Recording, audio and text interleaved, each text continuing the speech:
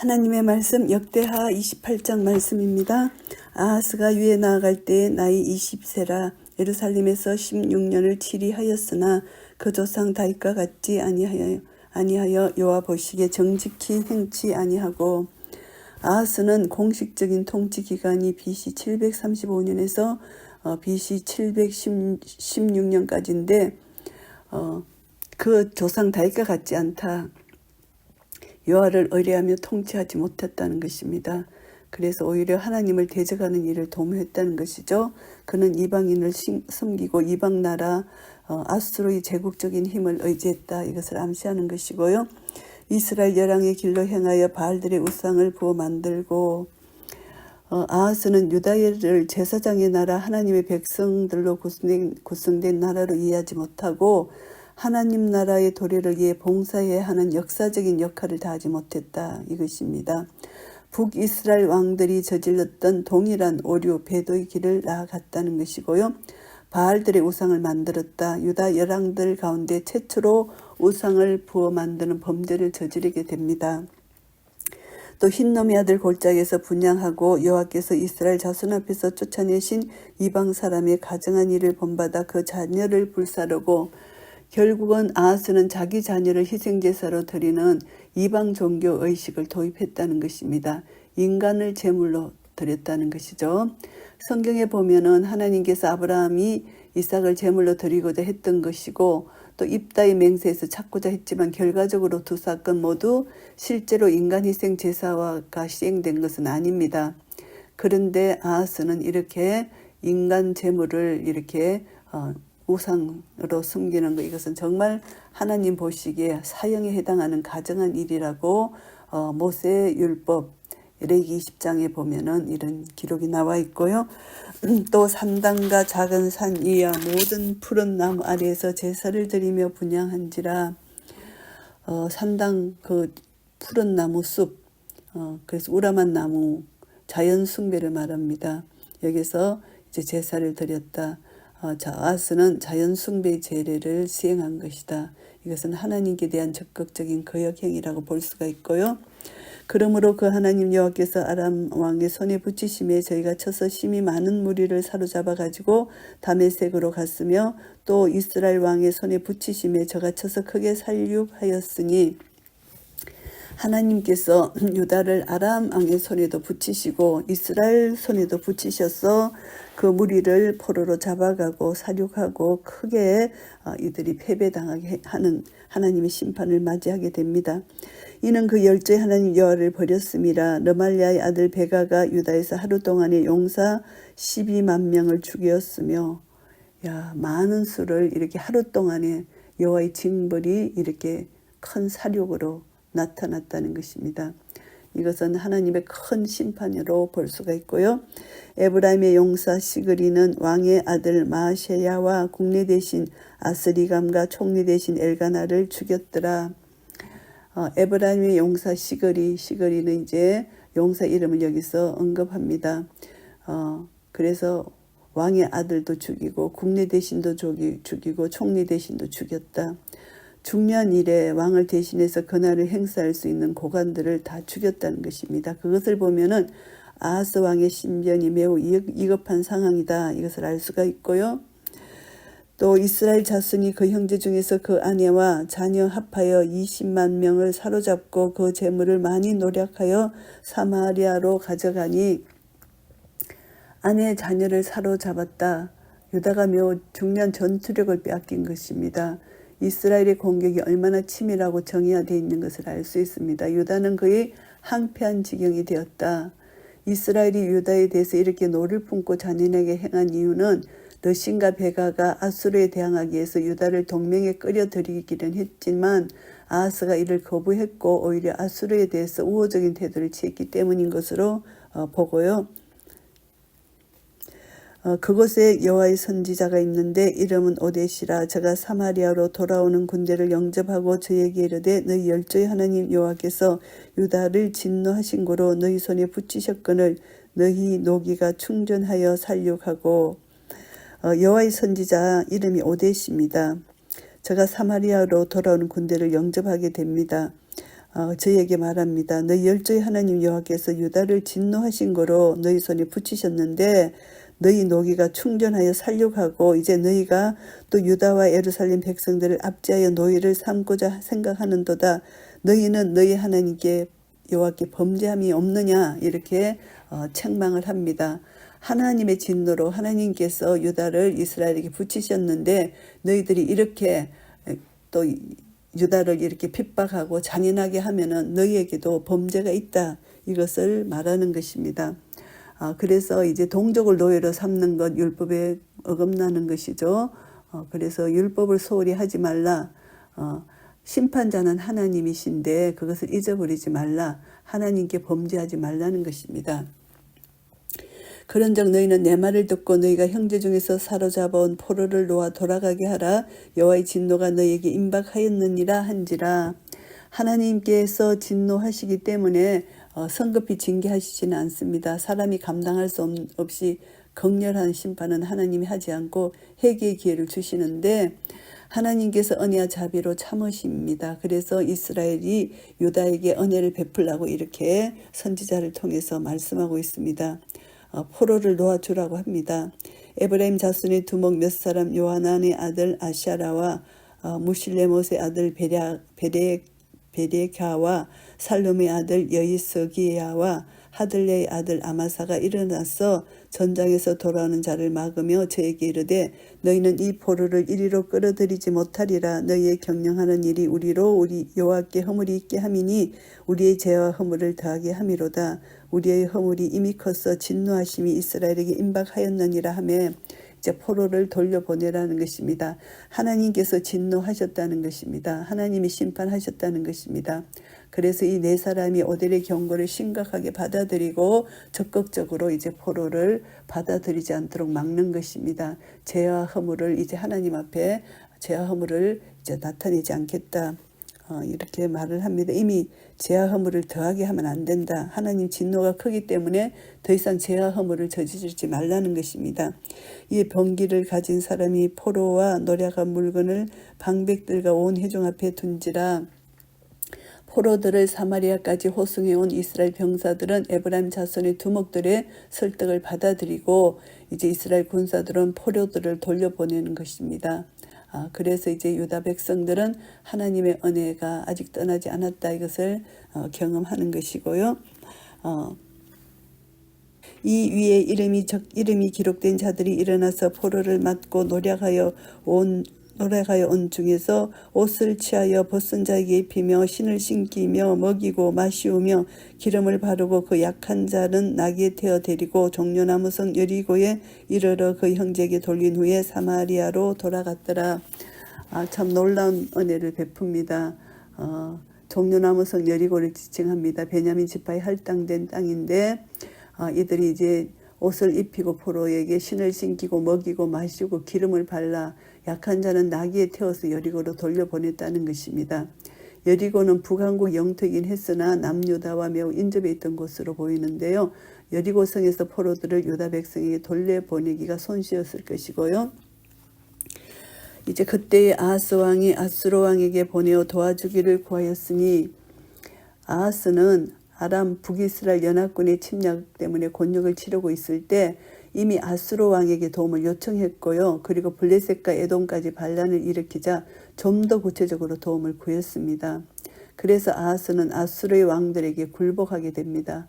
이러한 아하스의 태도는 선지자 이사야는 사악한 일이며 믿음 없는 태도라고 이제 책망을 합니다.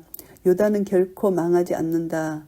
이사야서에서 말씀하시잖아요. 그러나 아하스는 이 말을 믿지 않고 하나님의 도움을 구하는 대신 아수르의 힘을 의뢰하였다. 이것을 말씀합니다. 그래서 결국 하나님을 의뢰하지 않고 자기 중심적인 판단으로 도움을 요청해서 아수르 군대가 왔고 아수르 왕은 도리어 유다를 협박하고 막대한 공물을 요구했고요. 뿐만 아니라 자기 민족인 북이스라엘을 멸망하게 하였고 유다 역시 사네립의 군대에게 항패게 되는 결과를 초래하게 된 것이고요. 이는 에돔 사람이 다시 와서 유다를 치고 그 백성을 사로잡았음이며 아람 북이스라엘 연합군의 공격에 더하여서 에돔 사람이 쳐들어왔다는 것을 의미합니다. 에돔은 유다를 침략할 기회를 엿보고 있었던 것으로 보이는데요.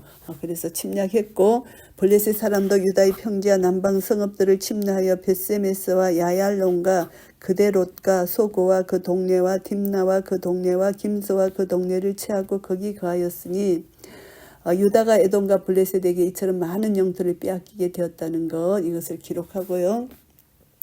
이는 이스라엘 왕 아하스가 유다에서 망령되이 행하여 여호와께 크게 범죄하였으므로 여호와께서 유다를 낮추심이라. 이 유다 왕을 가리켜 이스라엘 왕이라고 칭합니다. 이것은 아하스의 행실을 비꼬기 위해서 우상으로 더럽혀진 이스라엘 왕이라는 의미로 표현한 것입니다. 하나님이 유다를 낮추셨다. 유다가 우상 숭배하고 이 악한 왕 아하스를 하나님이 심판하시는 것이죠. 그래서 유다를 그들의 속국이었던 에돔에게 굴복하게 하는 매우 큰 수치를 당하게 합니다. 이것은 하나님의 진노로 보고요. 아수르 왕 디글랏 빌레셀이 이르렀으나 돕지 아니하고 도리어 군박하였더라.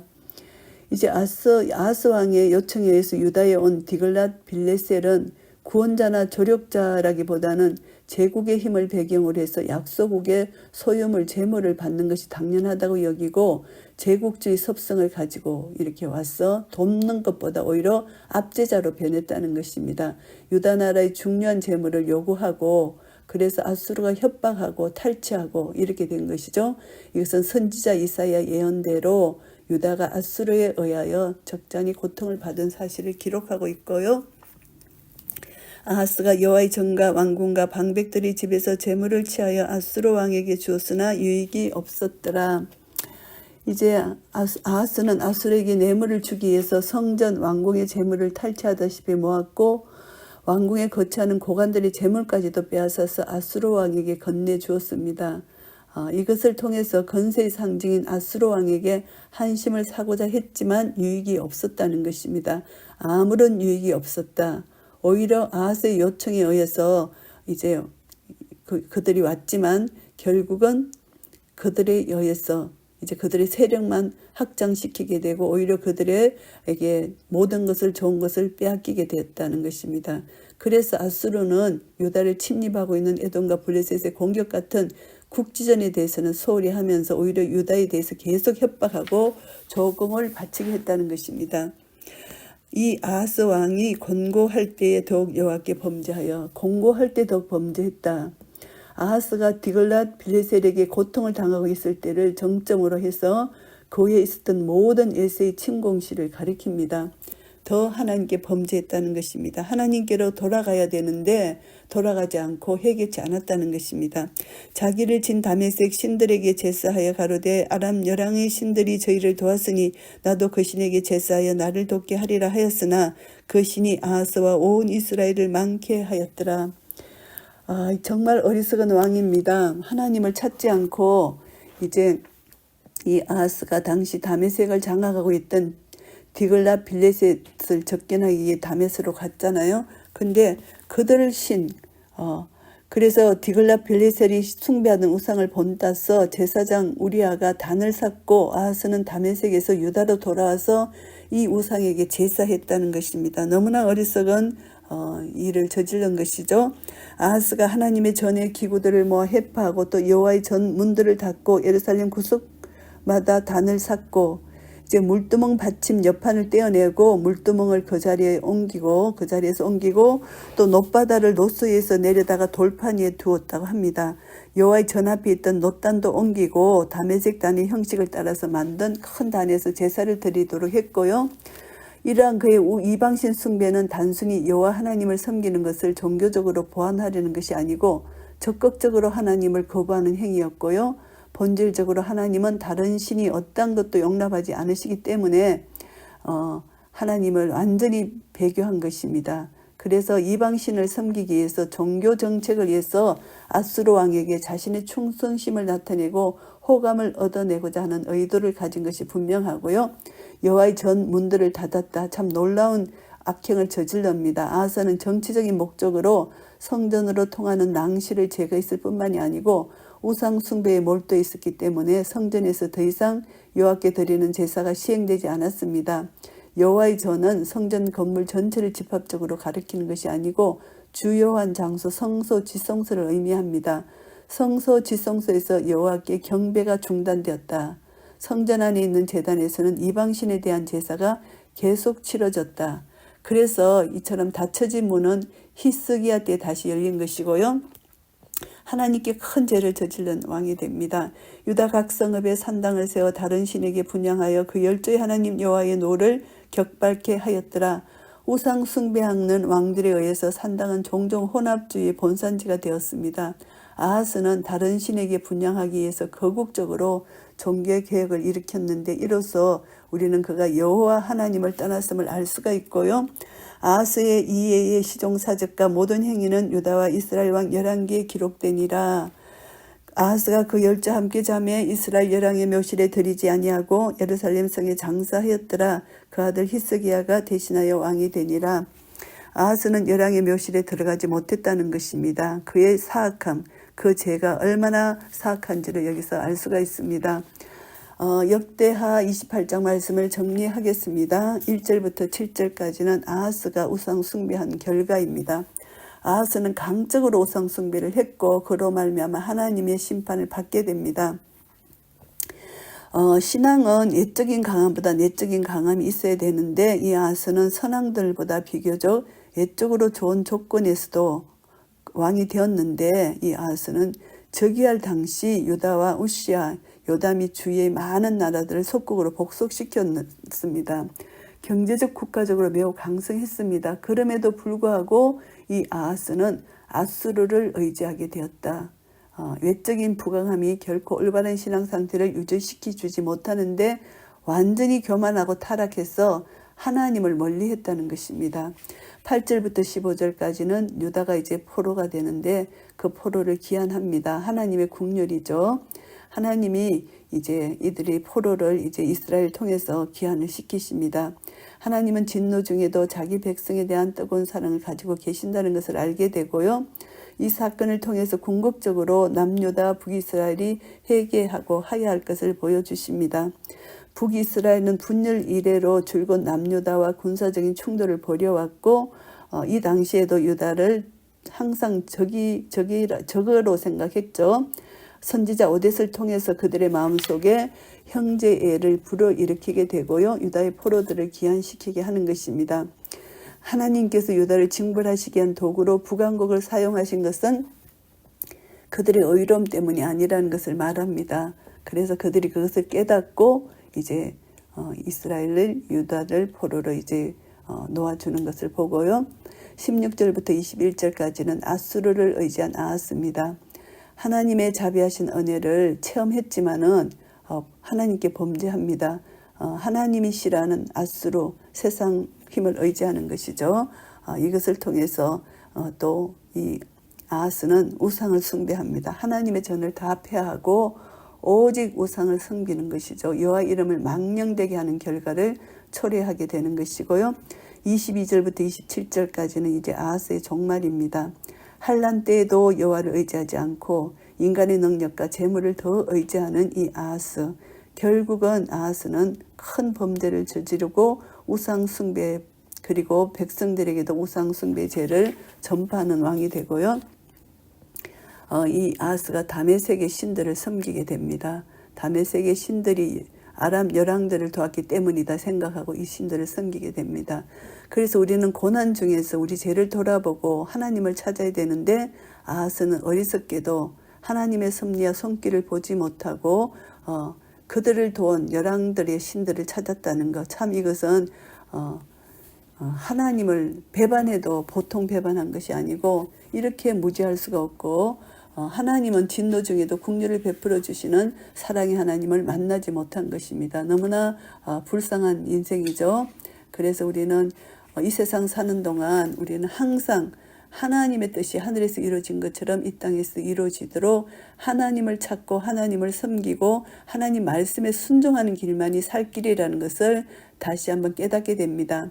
하나님은 자비와 긍휼이 무궁하시기 때문에 우리는 회개하고 돌아가기만 하면 하나님은 모든 것을 고쳐주신다는 것을 깨닫고 우리는 더 이상 범죄치 말고 내가 환난 중에 있으면 이 환난 중에 하나님 뜻이 무엇인지를 깨닫고 우리가 평안 중에 있으면 하나님 뜻이 무엇인지를 깨달아서 나를 통하여 하시고자 하시는 하나님의 그 놀라우신 공의하심과 하나님의 사랑하심을 이웃에게 전가하고 믿음으로 하나님께 영광을 돌리며 믿음으로 순종하여 나아갈 때 하나님은 우리를 통하여 영광을 받으실 것입니다. 이런 은혜가 우리 모두에게 있으시기를 예수 그리스도 이름으로 축복합니다. 아멘.